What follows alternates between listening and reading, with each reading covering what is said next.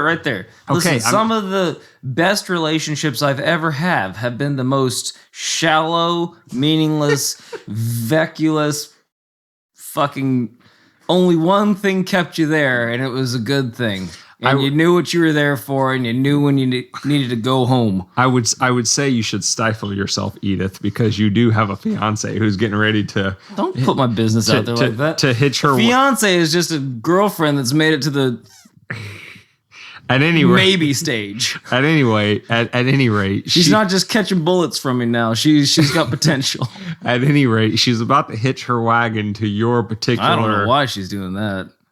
If I was her, counselor, I would advise against it. I was like, I don't trust this guy.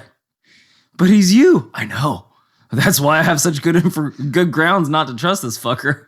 All right. So anyway, from your very profound life wisdom of launching off into, things completely unrehearsed. Yeah. What did you have to say? That was it. Some of the most the relationships that I've cherished the most are the ones that meant the least. I don't think cherished is the word you want to use. You cherish them. You cherish them. I think you cherish. I remember that one time. Oh, Jesus. I wonder if she's still alive. She's going down a dark path. All right. This pre-roll banter has already gone off the rails, and I think this is unsafe territory. In record time, by the way. in record time. I'm kind of proud of myself. I don't mind telling you. All right. So with that said, let's get into it.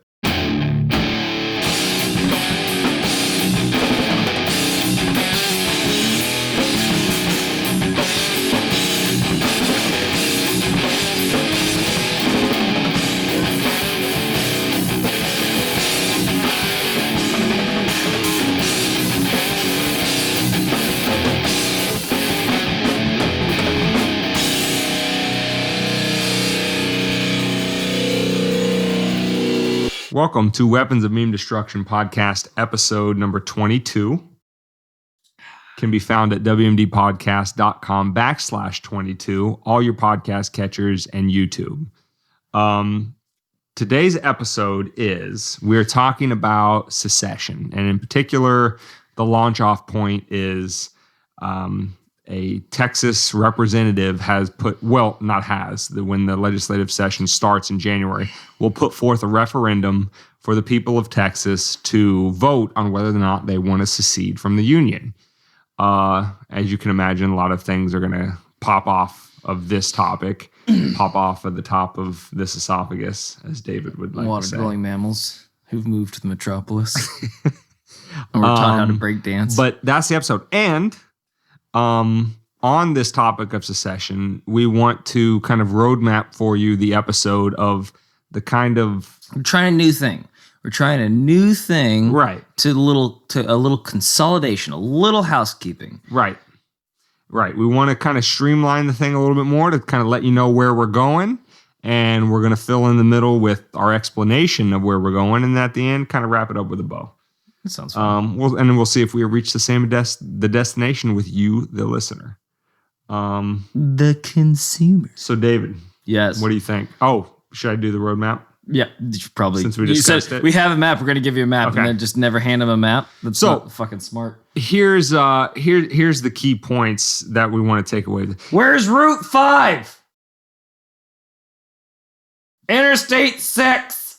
Oh, he's going off of the map concept. All right, it took me a second for that to set in. I need to know the back roads. Mulberry Street. That's good. This is as far as I'm going. Are you done? Mulberry. What is a mulberry? Have you ever had a mulberry? David, let's not. I'd suggest you don't. I don't know what a mole is, but it sounds awfully like blueberries. mold. Blueberries coarse enough. I don't know if you should just be eating color. Okay. Can we proceed? Berry from color. Don't get me started on rasps. Go ahead. Thank you. So here's a couple of the points that I want to hit on. Maybe David does too. First thing is the reason for your secession matters, and we'll get into that more later. The reason matters. And the second is sovereignty is the whole game. The principle of political sovereignty is the whole game. Well, when you're talking about secession, you whether wanna it's define valid, whether it's sovereignty? legal, et cetera, et cetera. We will when we get there. I just want to say, like these are the broad categories. broad strokes. This is what we're going to be. David, was at. there a point you wanted to make about? Well, we'll takeaway add from that this point. episode? Look, that's the map. That's the general where we're going to end up, and then we'll add the third point. Okay, I'll add the conclusion. How Okay. about that? so let's fill the listener in first. Okay. As we stated, so a Texas representative has put forth that he's going to put forth a referendum when the legislative session starts in January 2021, that he's going to allow the Texas citizens to vote on whether or not they want to secede from the Union. This Texas representative's name is Kyle Biederman. And Can you spell that, please? just a couple quotes. Yes, a Republican from Fredericksburg. And just a couple quotes from Mr. Biederman, Biederman. Biederman. Okay, just a couple quotes from Mr. Biederman. So he says, the federal government is out of control and does not represent the values of Texans. That is why I am committing to file legislation this session that will allow a referendum to give Texans a vote for the state of Texas to reassert its status as an independent nation. Then he went on to quote Article 1, Section 2 of the Texas Constitution, which reads, quote, all political power is inherent in the people, and all free governments are founded on their authority, the people's, and instituted for their benefit. That's Mr. Biederman's I've got reason. the perfect analogy for this thing. All right. Shoot. So what a lot of people think is that it's the United States of America, and then it's like the state that you live in. And it's like we're all one conglomerate. And that's true. But think of the United States as like the Avengers. Each state gets their own solo movie, and that's what they're really focused on. And when Ultron shows up, that's when the individual states collect come and together to mess shit become up. the United States, the Avengers, the United States of Avengers. I mean, your metaphor isn't totally off base. 'Cause, Trademark? I mean, that was the whole reason for the original compact between the original 13 colonies is like, hey, listen, if we're going to go up against the most powerful empire in the world, the British Empire, We should probably let's should probably work together. pool our guns. Hey, Right. Bob, do you Yeah. have a gun in your house? No, but I know Ted has two. Perfect. Call Ted. Have him give you one. And if you could scrounge up a couple of more between us 13. Yeah. So, yeah, not totally off base with your analogy, surprising as that may be. Every now and again. This brings us to point one from the roadmap is that the reasons for your secession matter. And I mean, Representative Biederman says it right then and there, and it says it in the Texas Constitution. The whole purpose of a government is to represent the will of its people. Now, you're going to hear from all parts, primarily, now this is a Republican suggesting it. So obviously from the political left, they're going to be like, oh, you can't do that. It's illegal. You can't secede. Which is weird. But if we wanted to draw a comparison, that's like a girlfriend walks in and goes, I want to leave. And it's like, you can't leave. well, yeah, and that's But you hit me all the time. No, you act improperly. So I punch you in the face. I want you to better. I want you to hold on to that because that actually goes to point two Because I love in the you so much. roadmap. I'm reading ahead, aren't I? Yeah, you are. I'm never a strong reader. I always forget jumping which ahead. chapters I'm on. The point here is that the point that Representative Biederman is trying to make is that the political union between Texas and the other 49 states of the union is no longer working out for at least in his estimation, it's not working out for the citizens of Texas. So he wants to allow the citizens of Texas to vote in a referendum to say, do we want to still be a part of this political union with the other 49 states, or do we not? Now, in order to shut down the discussion of that in any respect whatsoever, opponents of this are going to be like, oh, secession equals slavery because the Confederate States of the Union seceded from the United States government, or seceded from the broader union and formed their own country. And so secession equals slavery. All what we would like you to do, dear listener. That's a jump. It's a huge jump. That's like an Olympian. Like, you might set a record with that particular jump, because that is a large jump. Exactly. And what we would like you to do, dear listeners, we would like you to go through the intellectual effort of trying to understand that there are differences in reasons for why one should secede. Now, I would venture to say, David, stop me if I'm completely out of left field on this. Well, I don't like to venture anywhere, so. If I say, David, especially during these COVID times, I want to secede because I want to keep other people in bondage, versus I want to secede because this political union is no longer in the best interests of myself. Your Honor, I object. Would you say those are the same reasons? And why is that, Mr. Reed? Because this is devastating to my case. Overruled. Good call. It's Thank you. Now, I want. Okay, so there's good reasons. Like, again, going back to the relationship analogy, let's go. Like, I want to leave you because I think our relationship is toxic and we aren't good for each other. Versus, right. I want to leave you because there's a chick that has something that I have a vague interest in doing things with. You're taking it down this path again? Of course I am. Of course you are. How long have you known me? Your entire life. Entirely too long. Your entire life. You should. It's your fault now. You know what? My poor behavior, your fault. Okay. It's your fault. You allowed me to behave this way. How dare you? Now, I'm appalled at you, Dane. We don't have... Go ahead. David, let's travel all the way back to ancient history of 4 years ago when Donald Trump was elected. I like what you did there. When Donald Trump was elected president, and there was a movement in California to secede, right? Because California, which I think, by the way, I could be wrong on my numbers, but I think if California were to break off from the United States and become its own sovereign nation, it would be the 9th largest economy in the world. Would have been. No, I'm saying, let's say California was its own country right now. Just California's gross domestic product. COVID times or pre-COVID times? That's what I'm saying. Okay, good distinction, valid point. At the time, they would have been the 9th, right? California by itself just the state of California is like 40 million people. Sure. Like, I think Sweden is like, what, 13 million? And something I think like that. a third of them live on the streets and poop on them too.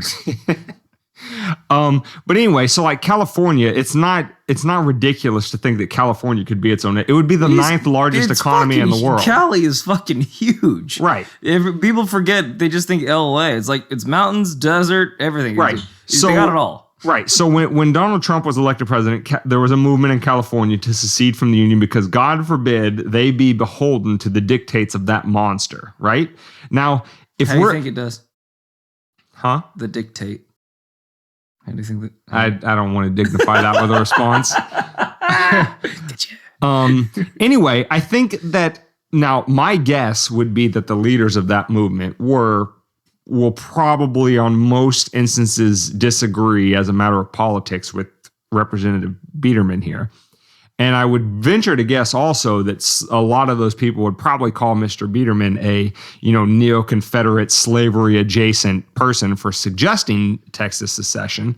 But I would pose to them this question, that if it's valid for them to leave the United States Union because they don't like the leader of that union, the President of the United States, Donald Trump, that they would probably argue that's a valid reason to leave.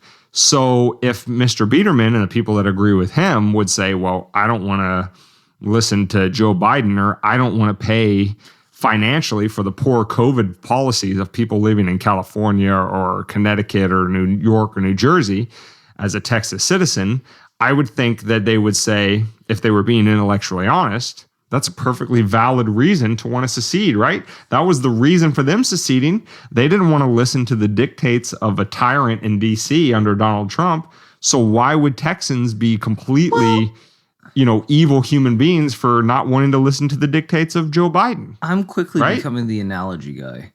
This is like, if this happened in anything else, especially sport, you'd call these people poor losers. You're a poor loser because every time things don't go exactly your way, I'm leaving.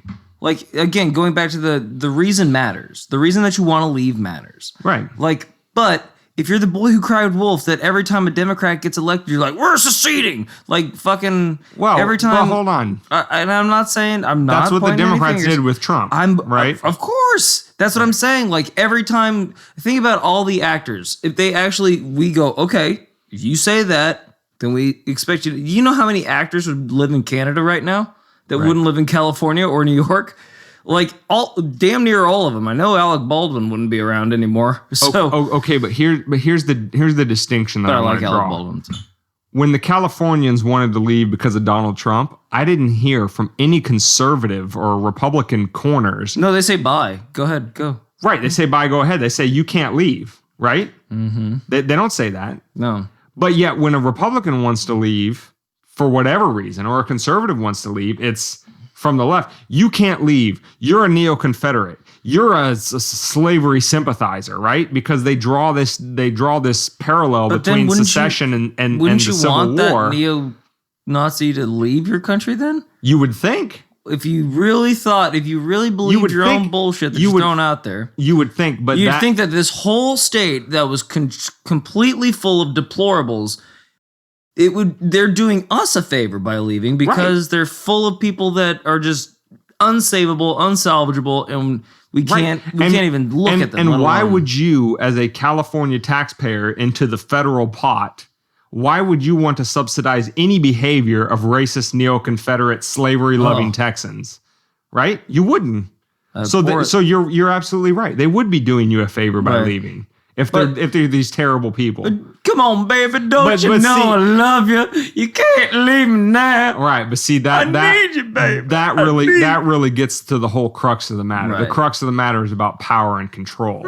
And that when the left wants to leave because they didn't get what they wanted in President Donald Trump, it's perfectly valid. Well, but when the right wants to leave because Biden, who's going to restore America to its former glory, wants to leave, well, then they're leaving only for racist, slavery-adjacent, neo-Confederate purposes. Just a side note about Biden and his constituents and his party.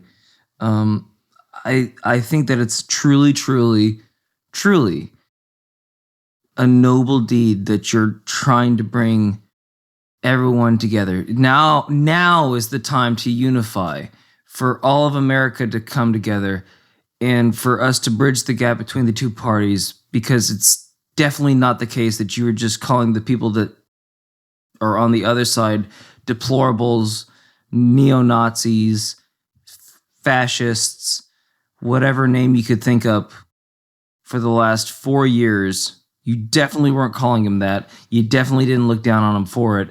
And now's the time that you want to come together now that you have power. I think that's a really altruistic thing that they're doing over there. Right. Yeah. They're totally steeped in satire, obviously. Of course. So, just to tie a bow on this first point, I just want to draw a parallel between this Article 1, Section 2 of the Texas Constitution and the Declaration of Independence. So let me just quote from both and see if you, dear listener, can see the parallels or differences between the two. So Article 1, Section 2, again, to restate, of the Texas Constitution is, quote, all political power is inherent in the people, and all free governments are founded on their authority and instituted for their benefit. Declaration of Independence, July 4th, 1776. Quote, when in the course of human events it becomes necessary for one people to dissolve the political bands which have connected them with another, and to assume among the powers of the earth the separate and equal station to which the laws of nature and nature's God entitle them, a decent respect for the opinions of mankind requires that they should declare the causes which impelled them to separation. We hold these truths to be self-evident, that all men are created equal, and they are endowed by their Creator with certain unalienable rights, that among these are life, liberty, and the pursuit of happiness, and that to secure these rights, governments are instituted among men, deriving their powers from the consent of the governed, that whatever any form of government becomes destructive of these ends, it is the right of the people to alter or abolish it, and to institute new government, laying its foundation on such principles and organizing its powers in such form as to them shall seem most likely to affect their safety and happiness. Is that not exactly what Article 1, Section 2 of the Texas Constitution states? If the people of Texas decide that this political union between Texas and the other 49 states of the union is no longer working out to their benefit, why should they be required, through threats of force or coercion, to remain a part of that political union? Now, if you want to fight that particular fight and say, nope, people of California, New Jersey, Illinois, New York, etc., have a right to keep the people of Texas in this union against their will, by all means, make that argument and fight that fight.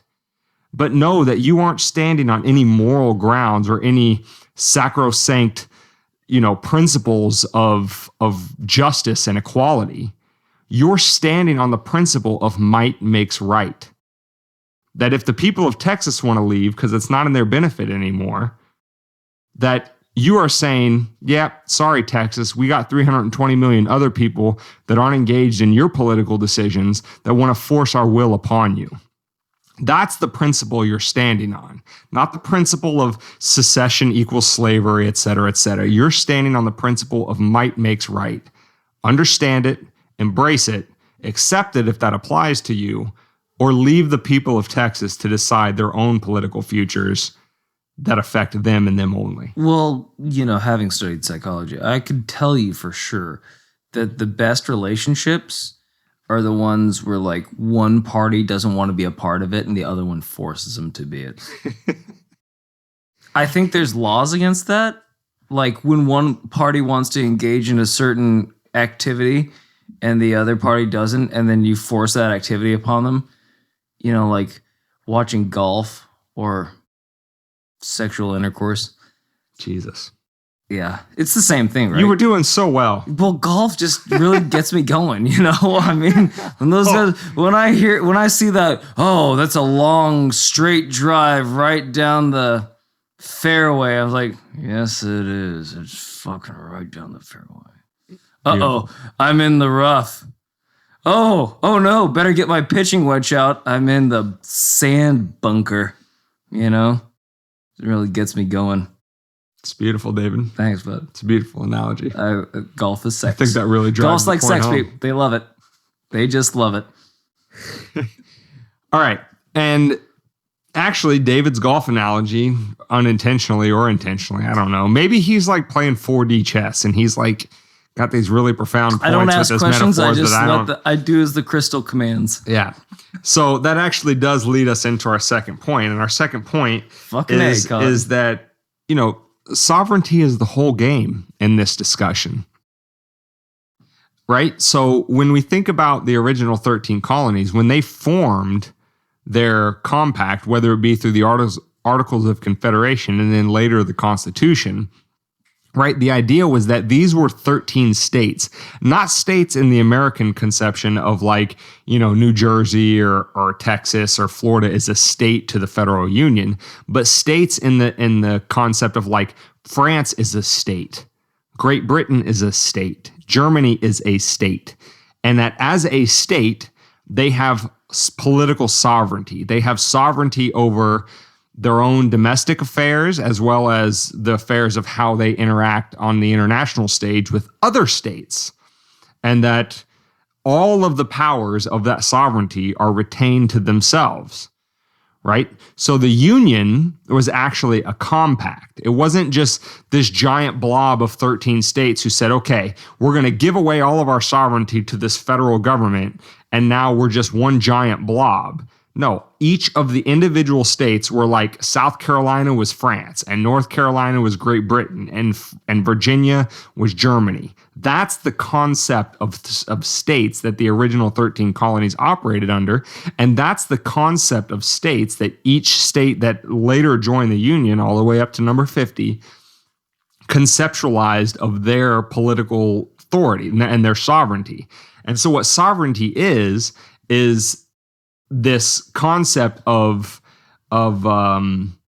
you have the right to dictate your own political futures and that you can delegate some authority, but that sovereignty never goes away. So Texas delegated some authority to the federal government when it joined the Union, but it always retained its sovereignty. And at any point in time when that relationship no longer benefits the state of Texas, it can reclaim its sovereignty and move into its own political unique union separate and apart from the United States, which to David's point and his analogy is about relationships. Any society that values, let's take marriage for an example, right? A husband and wife are together and one is beating the shit out of the other.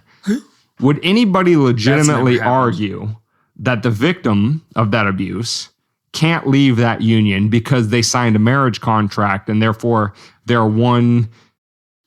You're one body. Right. Corpus plurum. They're one indivisible unit forever and for always, and they and they can never separate. Would anybody make that argument? I would. I mean, you would? Of course. That even though the I just victim... like to argue. Oh, okay. Fair enough. That even though the victim wants to leave... I like to take the wrong stance and try to work my way back to making it logical. Right? So, I mean, it's the same thing. So if the people of Texas say, listen, this ain't working out for us. Let's take, not to go too much off on a tangent. Let's take COVID for an example, right?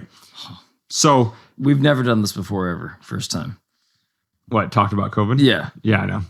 So, all right. So Texas was lambasted all the way throughout this whole response because they opened too early and they didn't shut down sufficiently enough and too many cases, people dying, yada, yada, yada, yada, yada. So Texas is irresponsible, but they made some of the decisions they made based on the health of their own local and state economy.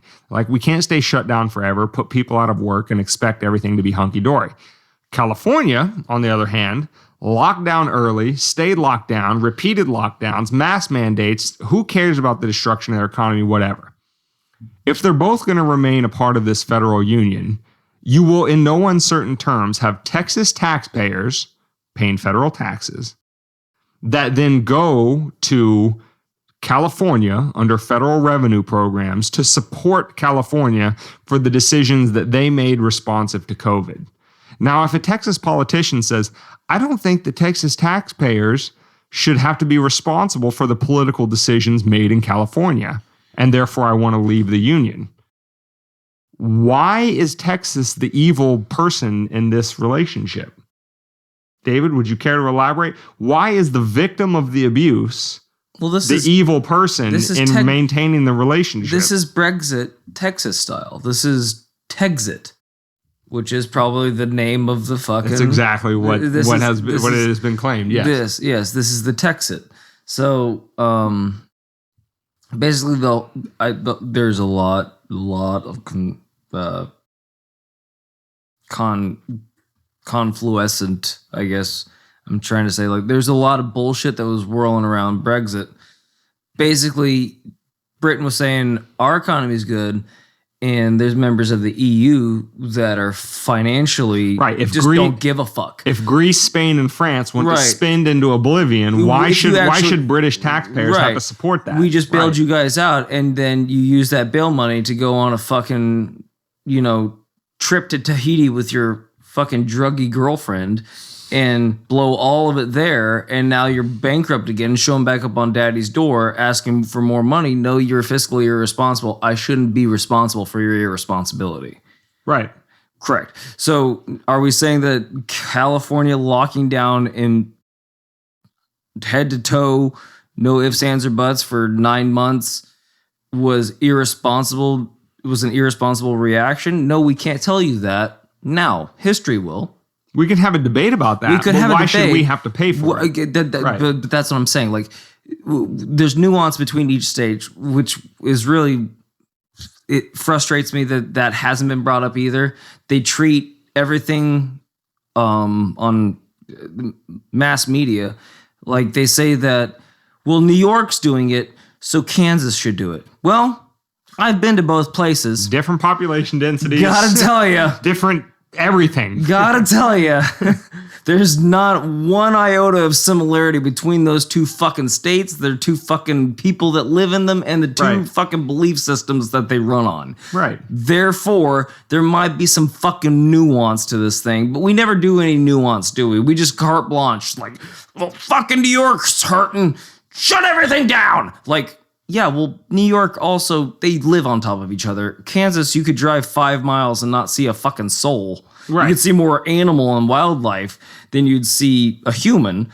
And that's just the world that we live in. But we don't live in that world because everything is ones and zeros. And if I'm doing it for the right reasons. And if they're not doing it, they're doing it for the wrong reasons. That's it. So that's basically now bringing that all the way back to Texas. Like, Texas didn't feel like they should have to run their state like how California did. But I can guarantee you, if I know Texas, and I've been to Texas a couple times, I've talked to a lot of Texans, they're pulled myself up by my own bootstraps kind of people. I'm going to walk hard. Right. We'll figure it out. If we fuck it up, we'll figure it out ourselves. We don't need anybody. Right. And this isn't a castigation of either Texas or California. It's saying that California politicians that were elected by the people that live in California made certain decisions relative to a pandemic. Texas politicians made different decisions based on the people that elected them relative to that same pandemic. Why should one or the other? This argument goes both ways. Let's say the charts were reversed, and let's say it was complete catastrophe in Texas and everything was hunky-dory in California because California locked down and Texas didn't. Let's just suppose that happened, even though that's not what happened, right? We would say the same thing. California residents should not have to pay for the destruction that goes on in Texas and vice versa. And that if the citizens in either jurisdiction decide, I don't want to pay for that, it's not in my best interest, it's not making my life better, this is like it's not pursuing my life, liberty, and pursuit of happiness. I want to leave this political union. This is just like parenting. Okay, so there's nothing wrong with that. So let's look at it this way. Let's nuance it this way. Republicans are the stern parent that wants you to make mistakes and wants you to figure it out by yourself. Democrats are the over-caring mother that giving them the moniker of caring is, I think, a bit generous. Hold on. But that's what I'm saying. Follow me on this one. The enabling parent, maybe not mother, maybe it's a dad, maybe it's this, that, and the other. Instead of letting the child go out and buy their own apartment, they buy the apartment for them and say, well, they can save the money from the income. But you have to live by my rules. Correct. But you have to do everything I tell you to. There you go. So that's basically it. So like, go cut yourself off. Like, if we'll help you out if you get into dire times as the strict parent, but we're gonna let you get all the way up until it's dire before we really bail you out. Whereas like the doting parent is actually not really teaching you much because you're not learning from your mistakes because they're there to bail you out in each and every time. So, but they're bailing you out at their own behest. Now, let's extrapolate that out to the United States. Like, for the brother, now you're taxing the older brother. You're saying, hey, John, can you pay us an extra $100 this month? Like, I don't know anything. I'm moved out. I'm making my... Yeah, but we need to help your brother Billy. He's made another couple of mistakes, but he's on the right path. He's got a new band out. He's gonna make it this time. He's gonna make it work. But he just needs another $300 loan. So if we can take from you, John, who's doing everything right, living in another state, probably working a feasible job and taking care of all of his own responsibilities, we're gonna take money from you and we're gonna give it to your brother, he means well, but he just messed up this time. We all know Billy. He'll get it right after this. Exactly. bailout. This is it. This is it. This Right. is it. This is the last time. Like, that's what this is. Like, Texas is saying, no, I don't want to pay for other people's, kind of like how a lot of Americans are saying, like, I don't want to pay for the health bills of other people who are irresponsible with their health. Right. I don't want to pay for, we seem to take this approach on a lot of key issues. I deny myself 6 double quarter pounders a day. I eat salads and I'm responsible. Not that we're debasing it all down to that, but yes, Right. it's the same thing. It's the same concept. It's the same right. concept. Why do I have to pay for the decisions of what other people put in their mouth and how that affects their health? Right. But they have the freedom to do it. Right. Now, They should. Every freedom to do it, and I support the freedom that you have to shove 6 quarter pounders down your mouth. Do I support the belief that once you're in a dire need of help, that you can't afford yourself anymore because you made those decisions? I'm of the mind that no, I don't owe you help. Right. This wasn't an accident. You didn't accidentally shut down your fucking state for 9 months and now everybody's fucking leaving to go to another state that's now surging in, because that's basically what, let's call it spade a spade. That's what this whole episode's about. Right. That people are leaving California at a starkly significant percentage, and there's a large percentage of that percentage that is going to Texas. Just this week, Texas Tesla and other low tax, more regulatory free market kind of states, like Kanye going to Wyoming. Sure. Tesla, Joe Rogan, Oracle going to Texas. Texas being like an amalgam of all the other ones. Right. So can that be the vocab word of the day? Amalgam. Go for it. I got a vocab Carlos, word. put it in. Holy fuck! Where's my gold star? I want a gold star David's to the put one. on my chart next to my picture. I gotta fuck it. I had to beg for it a little bit. So anyway, that's basically what's going on here. Is like they're saying, okay, we're getting all this business, and yes, we are the rich now. We don't want to pay for you because you had all of that. You had it all, and you drove them away from your practices, from your oligarchy. Right. Let states compete for people. Sure. I mean, just as the market in terms of should I buy this shirt from X company or Y company actually incentivizes better products at lower prices between X and Y company for competing for the business of the consumer, states can also, based on their policies of everything from taxes to regulations and everything in between, can compete for citizens like, hey, you have a multi-billion-dollar corporation? Come to our state. Employ people in our state because we're not going to tax you as much, or we're not going to regulate you as much, or we're, et cetera, et cetera. Like, this is all a good thing for human freedom. And then let the people make their decisions about where they want to go. That's not some uniquely evil, human concept. That's the idea of human beings are free, and to the extent that you can allow them to freely make decisions absent force or coercion, you will have better outcomes. So, and that's the point of topic number 2 of this episode, is that sovereignty is the whole game, right? Every single state that joined the federal union had sovereignty to make the political decision to join the union in the first place. And we'll have the definition of sovereignty in the show notes page. Yes. You want to click on it. They may delegate a portion of that sovereignty to the federal government in terms of their collective interest vis-a-vis the other 49 states, but they never give it up, and they can reclaim that sovereignty at any point that they want. And if Texas chooses to reclaim that sovereignty, or hell, even if California chose to reclaim that sovereignty when Donald Trump was elected 4 years ago, good for both of them. I don't care about your left, right, middle, or anything in between differences about why you're choosing to do it. You, as a political entity, as a sovereign entity, all the way down to the individual, have the right to do that. And so I think we're nearing the end of this episode, and to kind of button this all up, with the roadmap that we gave at the beginning, here's the key takeaways from this episode is, first and foremost, the reason for your secession makes all the difference. Don't let anybody shout you down and say, oh, you're pro-secession? That means you're a neo-Confederate or pro-slavery or whatever the case may be. No, if the people in your political locality, whether it be a state, county, city, or down to the individual community level, says, listen, the political, structures that surround us are no longer working to our best interest, that is a fundamentally different reason to secede than keeping other human beings in bondage.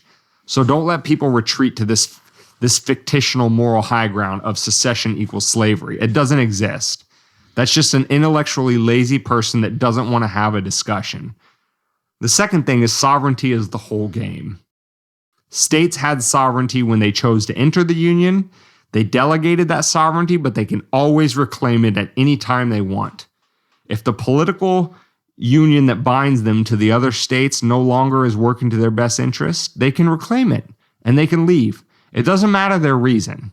They had the sovereignty. If the people of Texas vote to leave, if the people of California 4 years ago would have voted to leave, doesn't matter.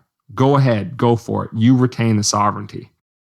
David, was there anything I missed? Well, I just want to sum it all up. I think there's one final takeaway that you could just slap on this for a nice little bow, and that's, hey, y'all, don't mess with Texas. All right. I can't believe I made it all the way through here without impersonating McConaughey once. Not even I was once. Just thinking, I was like, we've been talking about Texas for so long. Why am I not doing fucking McConaughey? And it hits me at the end of the fucking episode. When I had that question, I was like, I saw the look on your face and it was all serious. I'm like, David's got something really, really poignant to add here. Go Horns. And then it was just a Matthew McConaughey impression. Interstellar. No shade to McConaughey. Oh, fucking love McConaughey. Our boy McConaughey love my guy.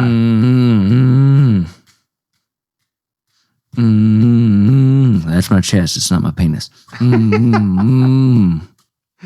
It's my boy. All right. Well, so that's our takeaways. We hope you enjoyed this episode. www.podcast.com/22. All your podcast catchers. You should really YouTube. Make sure you go to that. It's WMD. Make sure you go to that website, wmdpodcast.com. Jump on the email list. Again, we know you love the episodes that are coming out every week. We wish we could give you more, and maybe in the near future we'll be able to once that listener support starts flowing in. But in the meantime, jump on that email list. You'll hear from us more often than just the weekly You podcast. go ahead. You have your little soiree. So, with David's McConaughey impression still continuing out to the very end of the episode. I'm insane. You know what I'm saying? We're glad to have you with us. Share us with friends and family and grow this family. I do like the Texas Longhorns in Austin, by the way. Austin's a great city. Think about coming out there, joining. Thanks for joining the show, McConaughey. We'll catch you on the flip side. All right.